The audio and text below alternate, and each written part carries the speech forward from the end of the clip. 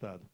A questão, a USP, ela fez uma pesquisa, quem quiser entra no site da USP, ela fez uma pesquisa na cidade de São Paulo, entre 2004 e 2010, em 6 anos, a população humana cresceu no município de São Paulo 3,5%.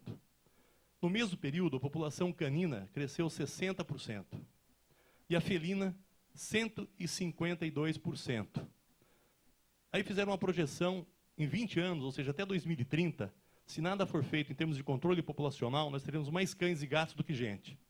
Se os governos não assumirem a responsabilidade e entenderem que essa questão não é só uma questão humanitária, mas de saúde pública, de meio ambiente, de respeito ao dinheiro público, eu digo de respeito ao dinheiro público por quê? O Centro de Controle de Zoonose de São Paulo, antes da promulgação da Lei Feliciano, que podia matar, eles matavam em média 80, 90 animais dia. E levantaram o custo da logística entre captura, manutenção dos animais pelo prazo legal, antes eram 3 dias, a execução desse animal e a destinação dos cadáveres, que são incineradas, que é muito caro. O custo por animal girava em torno de R$ 133, ao passo que se usássemos os veterinários da rede e comprássemos insumos para isso, custaria 1/3. Nós estaríamos trabalhando nas causas do problema, fazendo bom uso do dinheiro público e cortando esse elo da progressão geométrica que acontece com os animais.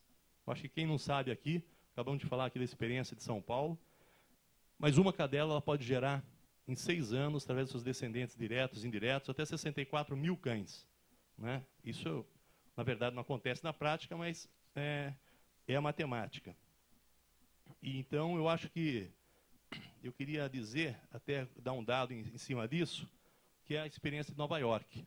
Quem aqui conhece o veterinário-chefe de Nova York esteve aqui, porque é errado retirar animais sadios das ruas. Esse é um outro ponto que eu quero colocar, que alguns centros de controle de zoonoses, ou de má fé, ou então, por ingenuidade, diz que não, tem que retirar os animais das ruas. Quanto mais se retira os animais das ruas, mais eles se multiplicam. Nós só podemos retirar um animal sadio das ruas se a comunidade na qual ele está inserido, todos os demais tiverem sido castrados. Porque senão o poder público retira eles em caráter aritmético e dispara o gatilho geométrico. Eu vou explicar por quê. Nova York tinha por volta de 100 mil animais nas ruas e eles resolveram eliminar 50%. Montaram um programa ambicioso, porque a capacidade suportiva de retirada desses animais por prefeitura, de forma geral, não passa de 18% a 20%. Mas o americano é ambicioso, é sistemático, ele montou esse programa. E retiraram 50 mil animais e mataram. Depois, quando eles tinham matado o último animal, eles foram fazer um novo censo. Sabe quantos animais tinham nas ruas? 150 mil. Triplicou. São Paulo matava 80, 90 por dia, só piorava a situação. Não é? Campinas matava. Só depois de 2001 que nós paramos que melhorou. A situação não está boa, mas melhorou muito. E vou explicar por quê. Eles falaram, puxa vida, mas que paradoxo, quanto mais mata, mais eles se multiplicam. Né? Tem muitos veterinários aqui que sabem disso. Biologicamente, eles se autorregulam. Né? Então, o Eduardo, ali de Jaguariúna, que está concordando, né, Eduardo? O que acontece? Os animais, eles foram fazer uma análise, os animais são territoriais, demarcam território, formam matilhas, estão sempre na mesma região, no mesmo bairro, ou seja, são cães comunitários, cães semi-domiciliados, ou mesmo cães errantes. Mas se eles estão vivos, porque existe uma oferta de alimentos que os mantém vivos. Quando o poder público vai lá, retira uma parcela desses animais, o que acontece? Dobra a oferta de alimentos para aqueles que ficam. Eles ficam mais fortes, mais férteis, e com muito maior fecundidade, eles começam a procriar. Então, uma cria que é da 3, 4, porque uma cadela está debilitada, acaba dando 7, 8. E aí entra nessa questão da progressão geométrica. Aí eles dividiram a cidade em vários quadrantes, colocaram um centro cirúrgico em cada quadrante, começaram a castrar os animais, identificá-los e devolvê-los para o local de origem, com seus cuidadores, que estão acostumados, onde ele come, onde ele dorme. Em 8 anos, essa população, que pelo fator exponencial passaria de 1 milhão, 150 para 1 milhão, regrediu para 40 mil. Isso mudou o paradigma das organizações Pan-Americana e Mundial da Saúde, mostrando que não pode retirar os animais das ruas. E o que tem que fazer é castrar e por saturação. Por isso que agora, no passado, em 2011, nós castramos por volta de 20 mil cadelas e gatas por saturação nos municípios. Tem cidade pequena que nós chegamos a zerar e fizemos por saturação, uma do lado da outra, para não haver a importação e exportação de animais. Enche a Kombi, entrega no outro, aquela... Né, doutor Cavalcante? Acontece muito isso. E aí, tem cidade pequena que não tem, morre um cachorro idoso, a pessoa já não tem mais um filhote, acaba pegando um cachorro da rua também, que nós já castramos, identificamos e colocam dentro de casa.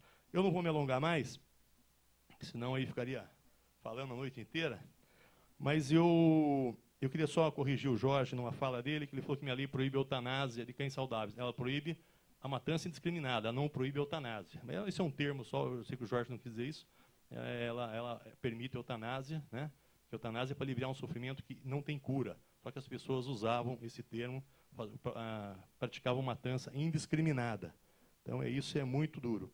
Eu quero dizer também para algumas pessoas aqui que amam os animais, que essa lei ela conseguiu atingir 4 pontos fundamentais. O primeiro foi realmente proibir a matança indiscriminada de cães e gatos em todos os centros de controle de zoonose, canis municipais ou congêneres do Estado de São Paulo, cidades que matavam animais à paulada, com choque elétrico, afogados em caixa d'água, e era muito triste, né? Campinas mesmo tinha uma câmara de gás.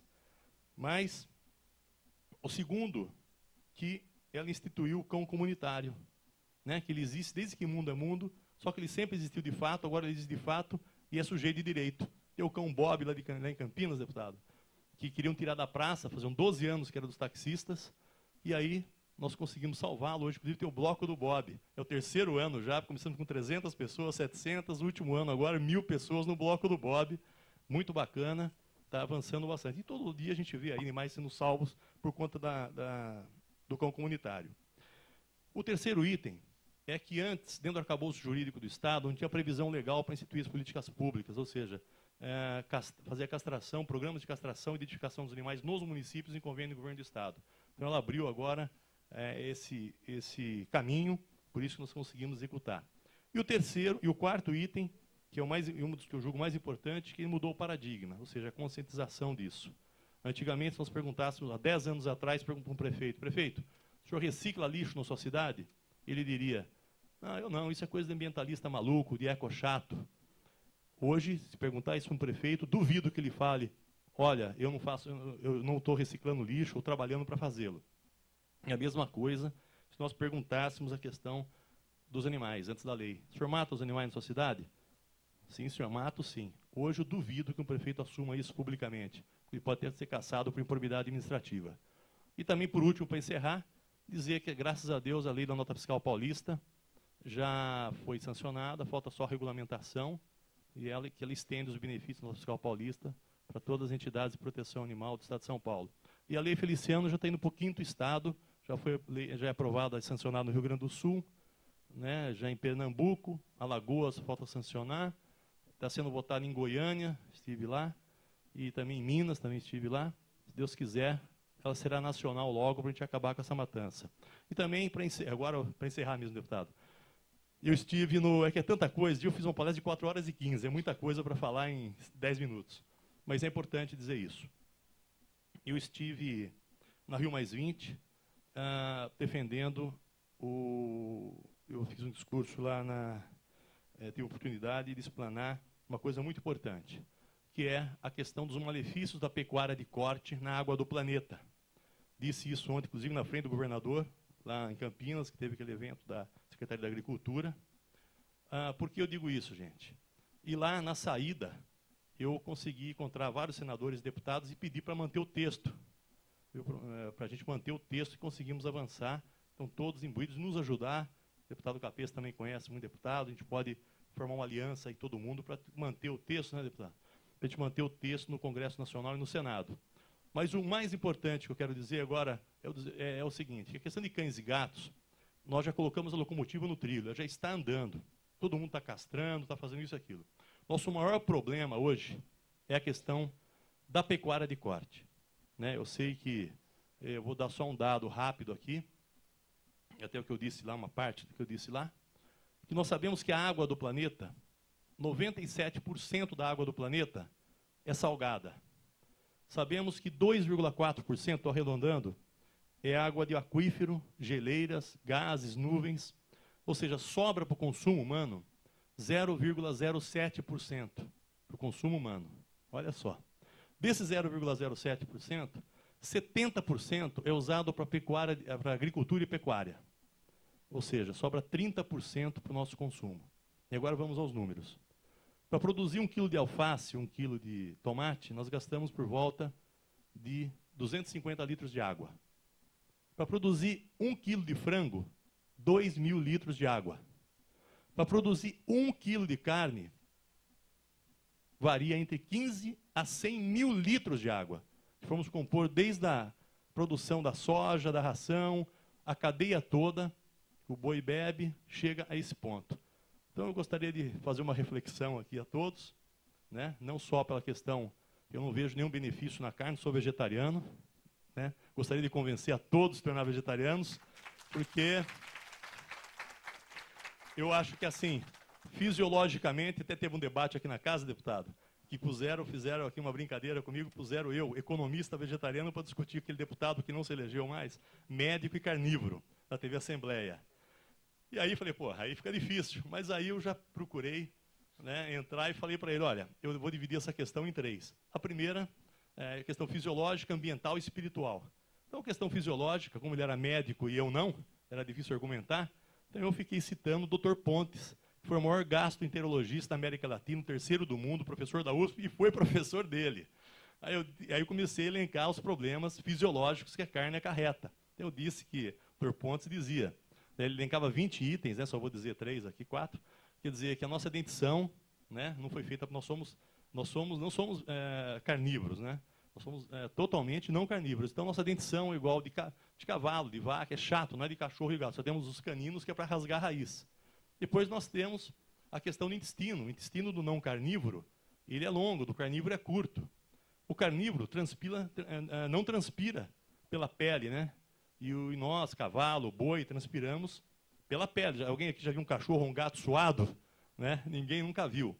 Então, eu entrei nessa questão e fui indo até os 20 itens, né, deputado? Aí, depois entrei na questão ambiental. Nós sabemos que 85% do aquecimento global hoje é por conta de desmatamento, né, para pôr boi, para plantar soja em função do gado, e emissão de gás metano.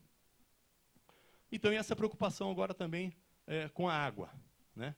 Porque a água, por conta de grandes grupos empresariais que estão aí exportando toda a nossa água, chamada água virtual. A partir do momento que você exporta 100 mil litros de água por 1 quilo de carne, então grandes grupos empresariais estão ganhando muito dinheiro à custa de uma futura sede do povo brasileiro. Então, acho isso muito complicado de que aconteça. Então, eu faço um convite a todos aqui que se tornem vegetarianos. Paul McCartney sempre diz, se os frigoríficos fossem de vidro, o mundo seria vegetariano. Muito obrigado a todos.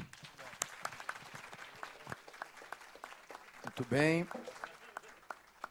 Nesse momento, nós passaremos à fase de entrega dos diplomas de reconhecimento ao trabalho em prol da defesa dos direitos animais. Vamos chamar aqui à frente para receber os seus certificados de honra ao mérito o professor que nos auxilia na elaboração dos projetos de lei, das nossas indicações, enfim, da matéria em geral relacionada à causa animal. Professor Eduardo Tuma, por gentileza.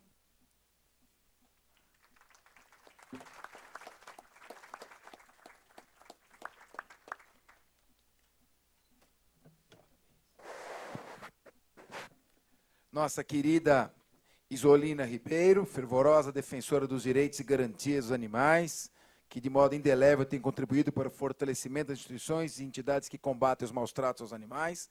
Parabéns.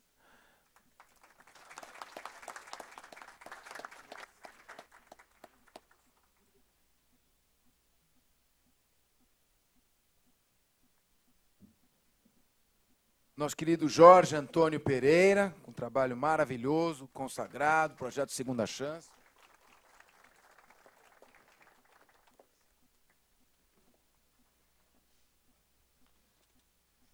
Nosso querido também José Cavalcante.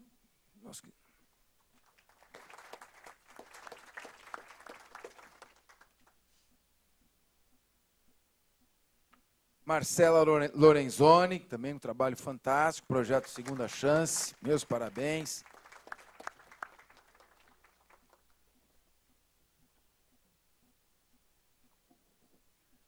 Querido Rodrigo Tritapepe, também conhecido como Rodrigo Petucci, fazendo o seu trabalho nas redes sociais, denunciando, evitando o sacrifício daquele gato que viu o sujeito que ia desquartejar o gato, avisou rapidamente a Delegacia de Crimes Eletrônicos. Vitória Tereza Frugoli também, pela sua atuação. Minha querida Vitória, sem você, nada disso aqui seria possível.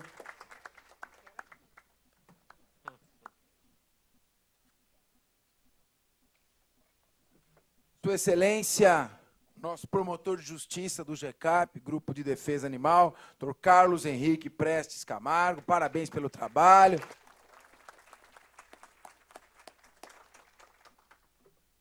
Outra colega nossa, a doutora Vânia Maria Túlio, fundamental em todo esse trabalho na defesa dessa causa. O doutor Carlos Henrique fará esta entrega.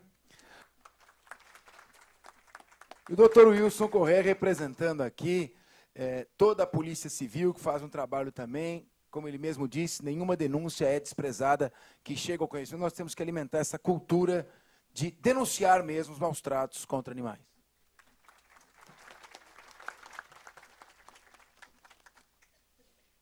Muito bem. Nesse momento, pediria também licença a todos, nós vamos proceder à leitura do prêmio Stella Prado, que já foi criado no âmbito da Ordem dos Advogados do Brasil, na Comissão do Meio Ambiente, e nós apresentamos um projeto de resolução nesse sentido. Stella Prado foi uma valorosa jurista, uma operadora do direito, que trabalhou comigo durante 15 anos. Conheci como uma advogada já formada no curso de pós-graduação do professor Damásio de Jesus. Convidei para trabalhar comigo. Incessantemente um convívio diário. Muitos de vocês conheceram a doutora Stella. Não tinha horário para almoçar, para jantar, não tinha fim de semana. Sempre com uma lealdade, uma dignidade, um caráter. Deixou as suas marcas aqui entre nós. A doutora Stella chegou a publicar comigo um livro que acabamos de lançar, e ela não teve tempo de usufruir, que foi o Código Penal Comentado. Aos 38 anos, de uma maneira, para nós, para mim até agora, totalmente inexplicável. Num domingo à noite, enquanto falava ao telefone com uma amiga, surpreendente, repentinamente, nos deixou. Realmente estamos tentando conviver com isso.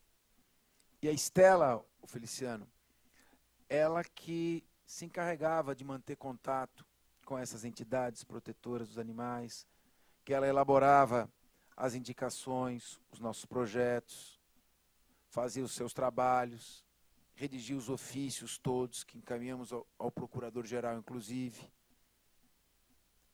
E nos resta fazer esta homenagem para que ela, o seu exemplo de trabalho, de caráter, de dignidade, frutifique e nos motive a continuarmos cada vez mais. Eu vou ler rapidamente só a justificativa, procederemos à entrega. A presente proposição tem por escopo instituir o prêmio Stella Prado, um projeto de resolução aqui na Assembleia, para homenagear cidadãos, entidades e agentes públicos que se destacarem na sociedade em razão de sua contribuição com a defesa da causa animal. Maristela Prado Garcia, conhecida como Stella Prado, advogada bacharel em Direito pelas Faculdades Metropolitanas Unidas, FMU, mestre em Direito pela Pontifícia Universidade Católica, PUC, foi uma brilhante jurista, autora de livros e artigos jurídicos. Atuou incansavelmente na causa animal, abordando o tema de forma responsável, dedicando à causa todo o seu conhecimento jurídico adquirido em sua trajetória profissional. Faleceu prematuramente, deixando um trabalho que rendeu e renderá ótimos resultados na transformação da cultura social e moral de cada cidadão, principalmente no tocante aos animais. Seu desejo era que qualquer forma de violência fosse fortemente repreendida pelo Estado, mas sempre respeitados os ditames legais. Neste contexto, deixou um legado importante na defesa da causa animal. Desta forma, outorga do prêmio àqueles que se dedicam, consubstanciados com atos de bravura e perseverança à proteção dos animais, é o reconhecimento público dos ideais preconizados por Estela Prado. Assim, justificada a relevância da matéria, proponho o presente projeto de resolução visando a instituição do prêmio Estela Prado. Nós vamos, tão logo seja aprovado, deputado Feliciano, eu terei enorme prazer em entregar a Vossa Excelência este prêmio.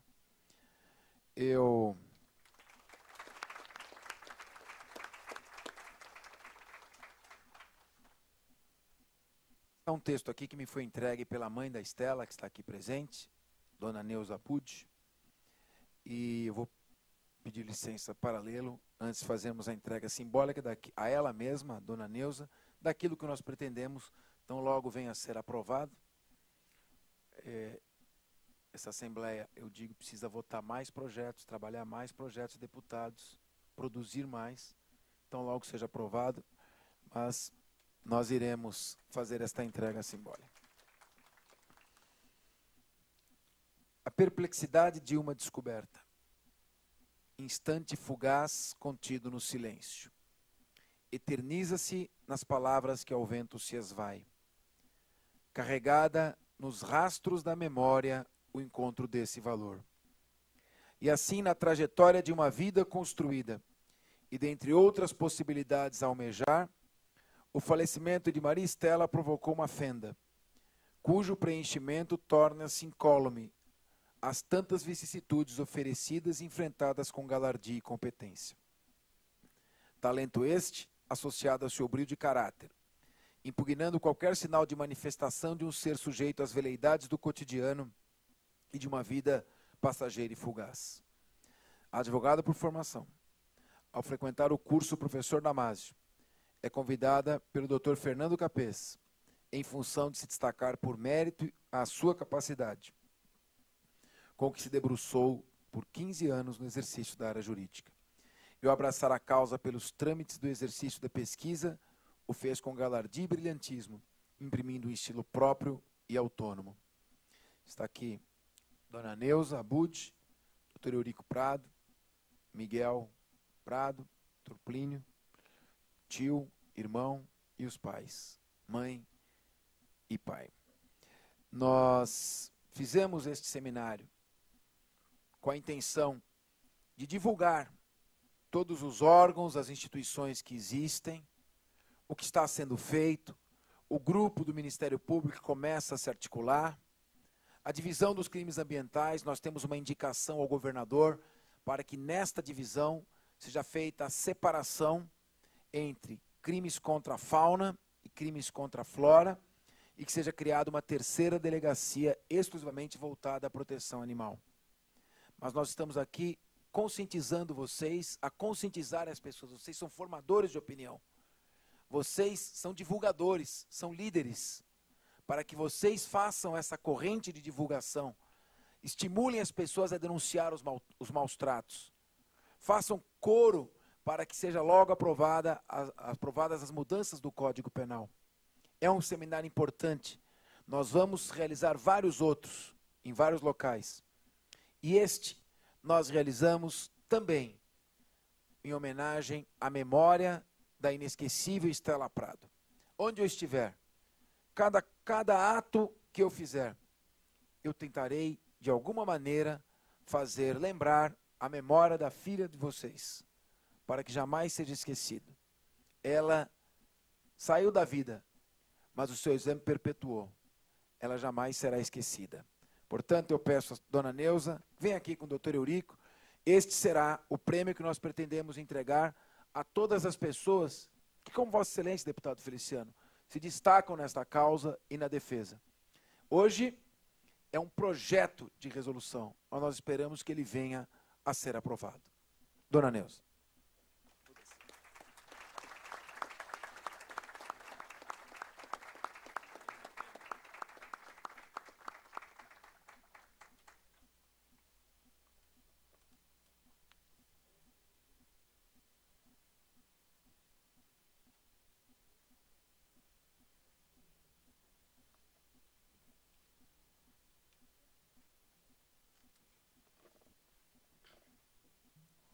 Antes de finalizar, porque o deputado Feliciano e eu temos que votar aqui um projeto de empréstimo do Banco Mundial ao governo do Estado no valor de 8 bilhões de reais, há praticamente juros inexistentes, projeto que será usado na ampliação está tendo um debate intenso. Por isso que a gente de vez em quando saía e voltava, porque está em obstrução o projeto. Então, eu queria só, eu esqueci de uma pessoa muito importante também que está aqui, que é só a justiça, é a Leila Abreu que está ali, que ela apresenta um programa de TV e é dirigindo um centro de controle de zoonoses muito eficiente em Santos. Mas eu não esqueci, porque nós vamos passar a palavra ainda a ela e a Yolanda neste encerramento, só para fazer algumas rápidas observações. Nós vamos proceder ao sorteio de 8 kits de produtos doados pela Green Pet. E como é que vai ser feito esse sorteio? Pela lista? Então pronto. Deputado Feliciano, nós temos aqui 5 folhas. Fale o número de 1 a 5, por favor. 2. Nós temos 21 linhas, doutor Carlos Henrique. Um número de 1 a 21. 15. Raquel.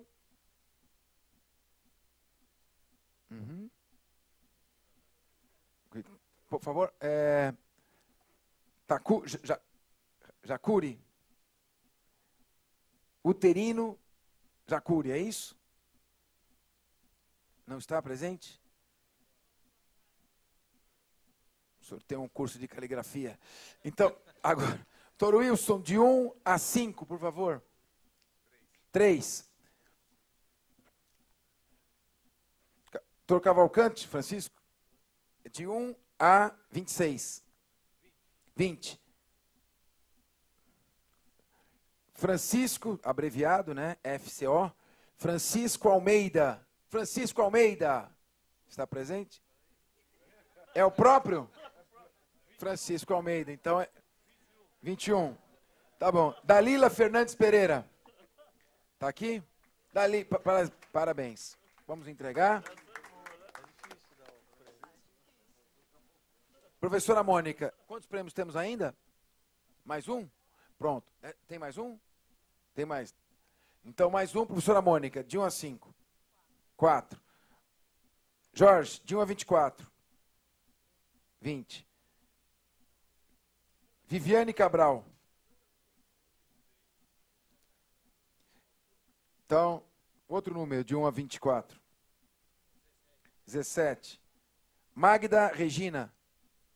Magda Regina está lá e, portanto, o outro prêmio para a Magda Regina. Muito bem. Havia, sim, 2 perguntas só, doutor Feliciano, para as pessoas participarem. A sua observação, Leila Abreu, por favor.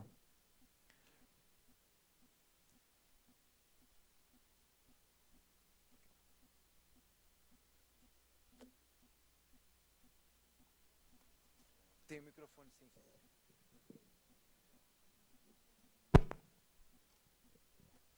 Boa noite, meu nome é Leila, eu sou a coordenadora da Coordenadoria de Proteção à Vida Animal da Prefeitura de Santos.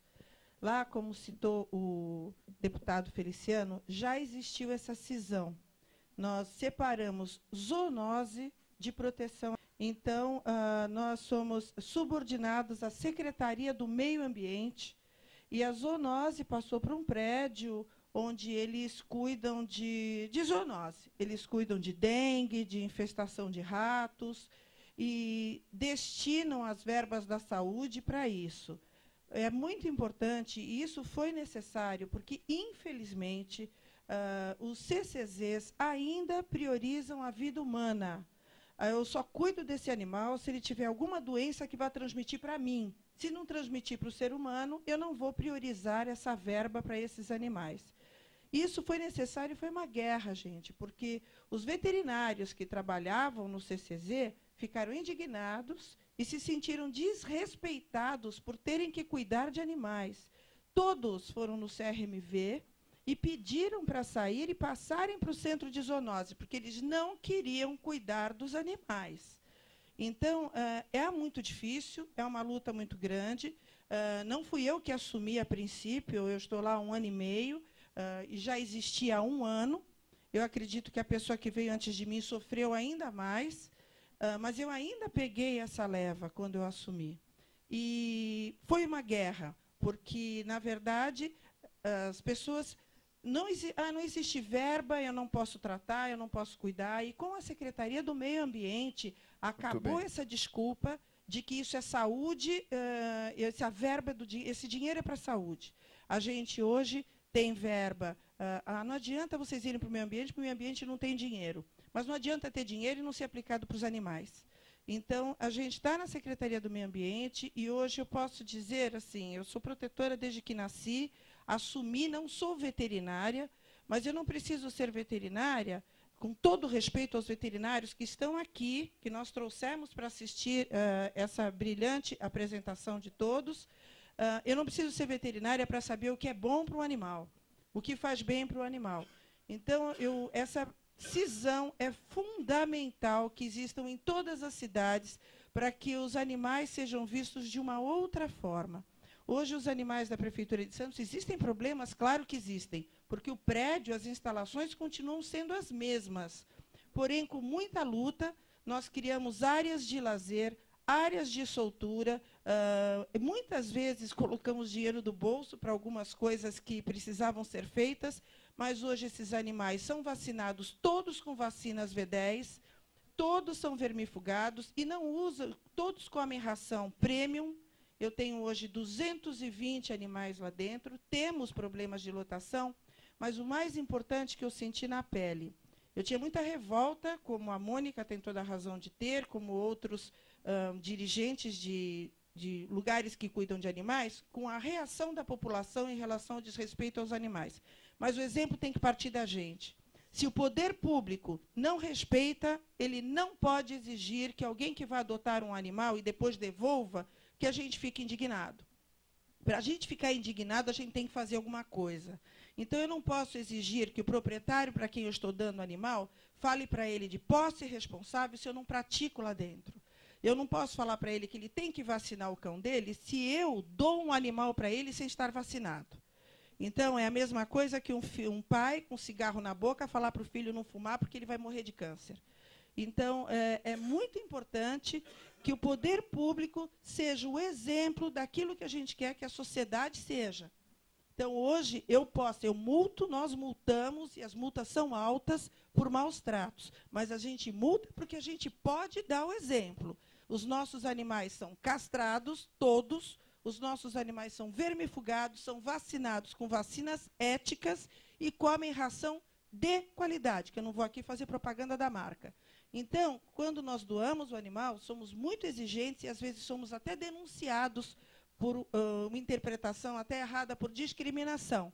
Mas não é discriminação. Eu não faço caridade com o animal. Nós não fazemos caridade com o animal. Nós doamos o animal para quem tem condições de tê-lo. E é assim que o animal deve ser lembrado. Então, eu pedi licença para falar, porque eu acho que a gente não pode perder a esperança. É desesperador, a gente perde o sono, sim. É uma batalha, a gente fica com fama de briguenta, de chata, de maluca, mas a gente precisa, alguém tem que começar a luta. E eu acho que nós estamos aqui porque todos nós estamos dispostos a isso. Eu tenho uma equipe maravilhosa de veterinários que eles não admitem falar em assassinato de animais, eles não admitem, e eles, quando chega um dono com um animal pedindo para fazer eutanásia porque não tem condições, e ele fala, se vocês não ficarem, eu vou fazer, imediatamente a gente tem um fiscal ambiental, a gente multa sim, a gente exige, a gente vai na casa da pessoa, e o principal, para doar um animal adulto, a gente entrega em domicílio, porque a gente quer saber se é verdade tudo aquilo que ele falou para a gente na entrevista. É muito trabalhoso, a gente tem um monte de falhas, tem erros imensos, mas eu quis passar para vocês que é possível mudar a situação dos animais, tá bom, gente? E se vocês precisarem de alguma troca de experiências, a gente tem muito que aprender também. Por favor, vocês podem entrar em contato com a Prefeitura de Santos através da Coordenadoria de Proteção à Vida Animal. Se vocês quiserem, eu posso dar o telefone. É 3203, é 13. 3203 5075 3203 5075 ou 5593. Eu só quero finalizar dizendo que um animal na rua, ele não pode ser visto como um micróbio de pernas, como uma bactéria de pernas. Ele está na rua porque um ser humano colocou lá. Então, ele não pode ser visto como um transmissor de doença. Ele precisa de um lar do mesmo jeito que uma criança abandonada precisa. Então, o mínimo, eticamente, que a gente pode oferecer para ele é uma atenção, e não vê-lo como um transmissor de doença. Muito bem, Só Leila. isso. Obrigada. Doutor Francisco quer fazer uma observação rápida? Quer fazer? O professor quer fazer uma observação rápida? Gostaria de fazer uma observação. Quando eu defendi aqui que o cão e o gato deveria ficar no Ministério da Saúde ou secretarias aqui. Veja bem, eu trabalho com animais sadios. Eu não estou... eu até sou contra hoje os centros de controle dos zoonoses serem depósitos de animais. Ele tem a sua função. Eu sou um médico veterinário que trabalha com animal sadio. Por isso, se ele estiver no Ministério da Saúde, é porque ele vai conviver com o ser humano. E ele tem que estar sadio. Quando fala assim, seu bem-estar, eu defendo o seu bem-estar desde o aspecto zootécnico até a convivência com o ser humano. Né? Por isso que eu não defendo do meio ambiente, tem o seu objetivo. Né? Não é para cuidar dos animais, principalmente do cão igual que vive comigo. Se ele vive comigo, eu tenho que garantir à sociedade que eles são sadios, extremamente sadios. Eu não cuido de animais doentes, só quando aparece. Aí eu entro na minha missão como médico, para torná-lo ele sadio e devolver à sociedade. Então, essa é a minha defesa. Né? É uma polêmica do meio ambiente, vai ter. Né? Agora, o CCZ é um órgão que cuida do problema de zoonoses. Quando aparece uma enfermidade em determinada região em que é envolvido o animal, se destina ao centro de controle para fazer pesquisa e ver a maneira de combater aquela enfermidade que vai afetar o ser humano. Essa que é a função dos zoonoses. E hoje, o centro de controle dos zoonoses são depósitos de animais sadios. Está errado. Não podemos permitir isso. Tudo bem, parabéns. Está errado. Eu já percebi, o tema é muito polêmico. Nós precisamos. Esse seminário é só o começo. Nós vamos fazer um segundo, e nesse segundo, até a ideia é não ter. Porque o primeiro tem que ter os expositores para expor. Agora vamos fazer um segundo, que é a continuidade desse, que são só debates. Porque tem vários pontos que nós percebemos que são polêmicos e os argumentos são excelentes, de um lado e de outro. Ou seja, são pessoas todas bem intencionadas, muito conhecedoras desse tema e que argumentam muito bem. Então, acho que um debate construtivo sempre pode ser muito importante. A Leila colocou a posição com liberdade, vai voltar a ter oportunidade de falar, viu, Leila? Nós vamos fazer mais debates, o doutor Francisco também. E eu quero dar aqui, quem entrar no Google, entra no Google e digita abaixo-assinado dignidade aos animais. Tá? Para a gente fazer um abaixo-assinado aqui, não é isso? Cadê quem entregou? É isso, né? Então, entra no Google, abaixo-assinado dignidade aos animais. Todo o projeto para assinar e encaminhar, tá bom? Para encerrar, a Yolanda que ficou com uma dúvida, que eu quero perguntar, Capês. Yolanda, solta o coração.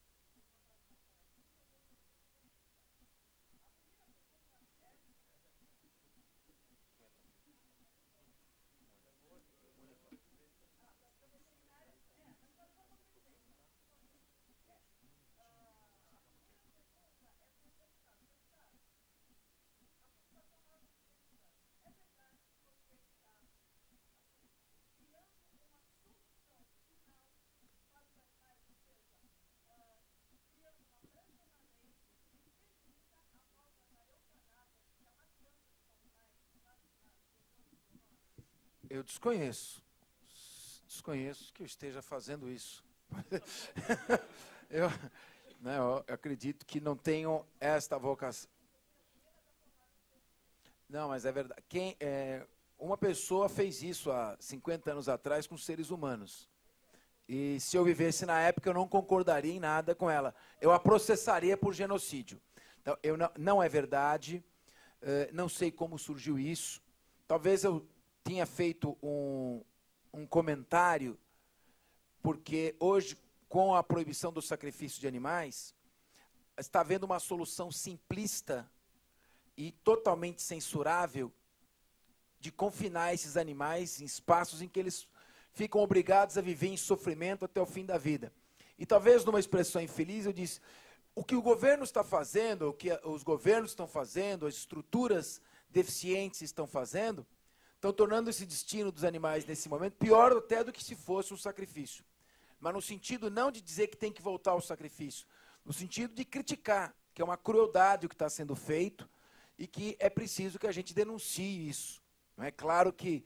Agora, eutanásia, o próprio deputado Feliciano, que é um expert no assunto, diz que eutanásia, a eutanásia que muitos defendem, eutanásia de seres humanos quando estão em intenso sofrimento, que é a ortotanásia, está até em discussão se vai deixar de ser crime, ou seja, não prorrogar o sofrimento intenso de alguém, e se isso for aplicado no animal nessa exata situação, é uma situação. Agora, não de colocar isso, não de criar uma brecha para falar, vai matar os animais, não, só se eu tivesse...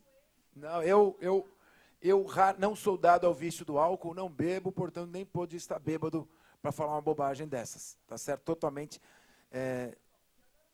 Então, pronto.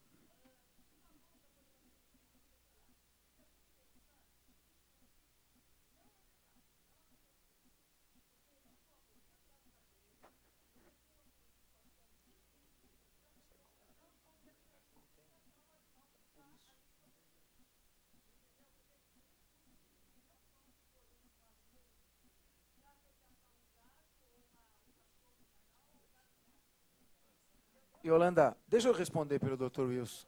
Vai continuar, se não tem uma delegacia especializada... Não, eu sei, mas a solução é pressionar o governo para que sejam criadas delegacias especializadas, que nem teve a delegacia da mulher. A mulher chegava espancada... Não pode pedir, pode denunciar, procure o Ministério Público, mas isso tem que ser feito de uma maneira planejada. Eu proponho fazer um contato com o delegado seccional para estruturar isso de cima para baixo, ter um planejamento para o atendimento. Se ficar no dia a dia, a delegacia se perde nos problemas que existem. Deputado, eu queria colocar uma questão, desculpe, mas é que assim, eu também resgato 4, 5 animais por dia, recebemos mais de 220 ligações dia. Então eu consigo responder isso com maior tranquilidade. Na verdade, assim, o que ela está dizendo, eu acho que assim, misturou um pouco de canal. Quando está acontecendo um ato, por exemplo, está com o animal no estado de risco, um barrinho, agora resgatamos um cachorro esses dias que ninguém conseguia descer, precisamos descer com um rapel, que só o bombeiro tinha o equipamento. Nós não, então, por exemplo, chamar uma delegacia, porque assim, como é que funciona a questão legal? Quando estiver ocorrendo um ato, se você estiver presenciando um ato de crueldade, a polícia que você chama é a polícia repressora, que é a polícia militar. Se o ato já ocorreu, e aí sim você procura a delegacia civil, aí você vai lá, pega provas testemunhais ou provas materiais, fotos, etc., procura o delegado e faz a denúncia. Então, o que ela está dizendo, só, deputado, que na verdade assim, é numa situação de risco, quando ela precisa do bombeiro. Eu só queria responder, se o deputado me permite, que é o seguinte: existem bombeiros e bombeiros, existem policiais e policiais. Em Campinas, tem dia que nós chamamos o bombeiro, em Campinas é um pouco mais aflorado, porque faz 11 anos que nós fazemos isso, então chama, na maioria das vezes vem. Mas teve dia de bombeiro não aparecer, nós tivemos que fazer o serviço. Mas, na maioria, mas sempre vem e socorre. Mas eu sei, lá o que falta, tem cidade pequena, por exemplo, aí entra mais ou menos naquilo que o deputado está dizendo. Esse dia aconteceu um caso em Itatiba, o Bado está aqui, que é testemunha, que um delegado, um cidadão, pulou o muro da casa, porque o cachorro da vizinha estava latindo, bateu, matou ele com taco de beisebol, pulou o muro de volta para a casa dele. É uma senhora humilde, ela foi na delegacia fazer um boletim de ocorrência, e simplesmente o escrivão fez um boletim de ocorrência lá, muito de mau gosto, entregou para ela. Ela ligou para mim e falou, você volta lá para representar. É importante representar, porque assim, as pessoas fazem boletim de ocorrência dizendo, olha, aí não deu nada por quê? O que acontece? Às vezes marido, mulher, amigo, está bebendo num bar, briga. Se o delegado for abrir inquérito para tudo que chega lá, então, se você não voltar lá e falar assim, eu quero representar, isso mostra que o dano persiste, e não abre inquérito. Eu pedi para fazer a representação, quando chegou lá, o escrivão jogou o papel na cara dela, na frente de todo mundo, falou que não precisava, que... E aí ela ficou humilhada, saiu lá chorando, eu liguei para o delegado e pedi uma atitude dele. Então, em todo segmento existem delegados e delegados, existem policiais e policiais, bombeiros e bombeiros e protetores, tá certo? Então, eu acho que tem que, de repente, conversar com o comando da Polícia Militar, eu e o deputado estamos aqui, nós estamos à disposição, de repente, fazer essa interlocução, essa conversa, para a gente aprimorar mais essa questão. Bom, vai iniciar dentro de instantes a votação do... Um momentinho. Nós temos... que nós temos um rito procedimental e no momento em que iniciar a votação do projeto, pode ser que a votação do projeto não seja aprovado por falta de 2 votos. E nós, tanto o deputado Feliciano e eu, seremos responsáveis porque o governo não aprovou para o segundo semestre o empréstimo de 9 milhões. Então, nós sabemos que existem muitas questões e muitas demandas e o tema é instigante, mas nós não poderemos dar seguimento. Acabei de ser comunicado pela dona Vitória que o deputado Feliciano e eu temos que nos dirigir imediatamente ao plenário. Então, professora Mônica, a Yolanda quer fazer uma pergunta diretamente à senhora.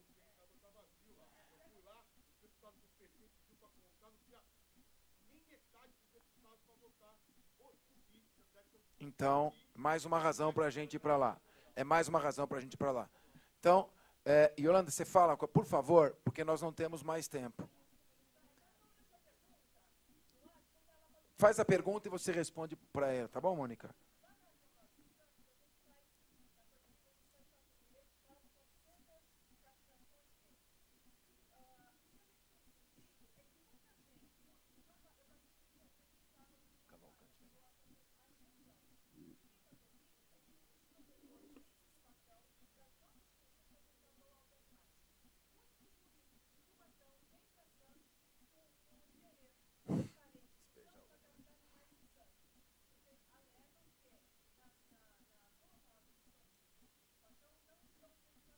Muito bem. Então, está feita a pergunta. O Jorge quer entregar uma homenagem ao Cavalcante. Yolanda, nós realmente... fica feita a pergunta. O Jorge vai entregar uma homenagem ao Cavalcante, que apoiou o trabalho do Projeto Segunda Chance. Muito obrigado. Está encerrado esse seminário.